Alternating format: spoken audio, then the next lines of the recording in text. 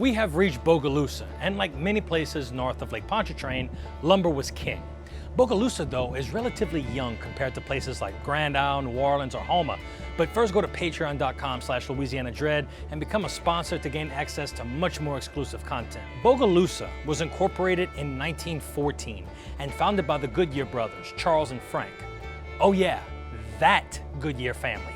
These two dudes had a lot of money and power and tires later on. So much so that they were completely tied into other prominent families and clubs you might have heard of, like the Roosevelts, Skull and Bones Society, and even the Romanov dynasty of Russia, RIP. Now this isn't the typical Louisiana Cajun Creole society you're probably thinking of in your head. This area was mostly populated by English-speaking Americans. Now if you've been keeping up with this channel at all, you'll know that the Choctaw tribe dominated this whole area above the lake.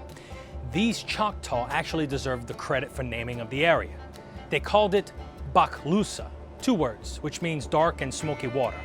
Bok is the obsolete version of what is mispronounced as boga.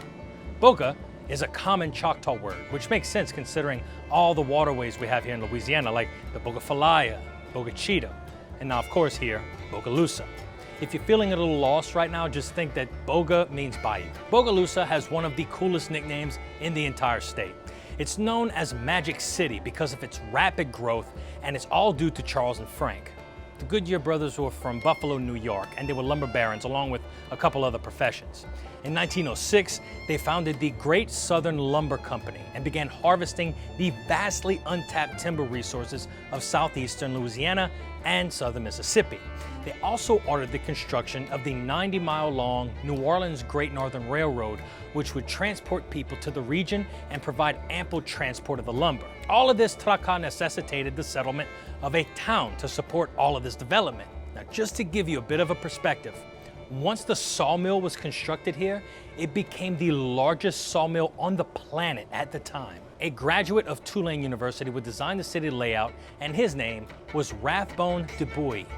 Rathbone is a pretty eccentric name by today's standards and sounds kind of metal. He laid the street layout and the whole town was built in less than a year. You can say that to somebody if they say Rome wasn't built in a day. Well, Bogalusa was built in less than a year. Several hotels, schools, YMCA, YWCA, hospital, houses, and churches of all faiths were promptly constructed. Milltown was on the south side and Commercial Town was on the north side.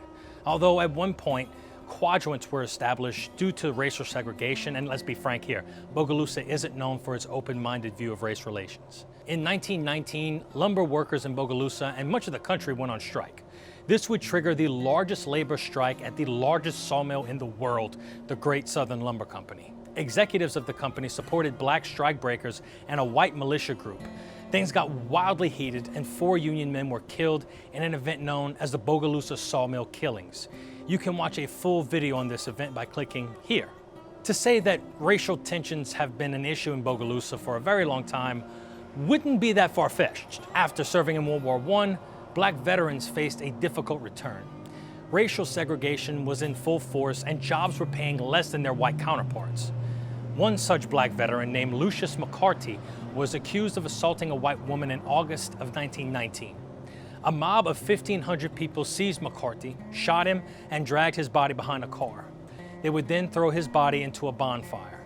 To make matters worse, the Ku Klux Klan dominated the region and would attack or intimidate black and white activists throughout the 1960s. In February of 1965, the first affiliated chapter of the Deacons for Defense and Justice was established in Bogalusa. These were armed black veterans aiming to protect civil rights activists.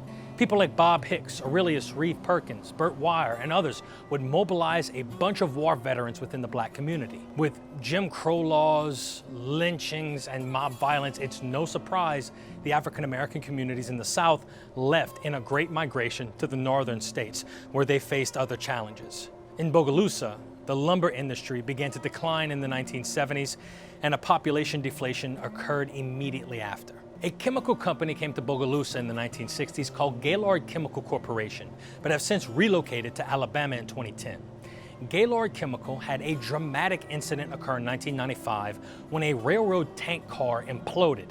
nitrogen tetroxide was released into the air, forcing an evacuation of 3,000 people within a 1-mile radius. The sky turned orange and about 4,000 people flooded the emergency rooms, complaining of burning eyes, skin, and lungs. About 20,000 people received some form of compensation due to the dozens of lawsuits filed against Gaylord Chemical, which was mere pocket change to the massive company. And they got the hell out of Dodge, I guess. By 1920, Bogalusa had about 20,000 residents and was promoting itself as the most progressive city in America at the time. But like all good things, that came to an end when the timber resources in the area depleted.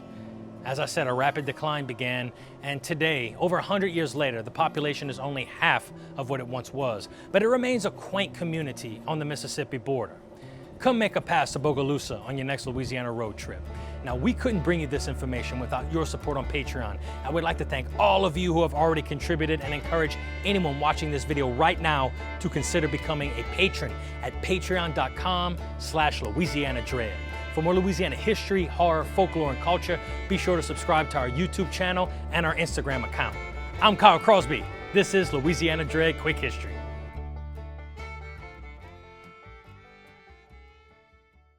Nitrogen tetroxide. The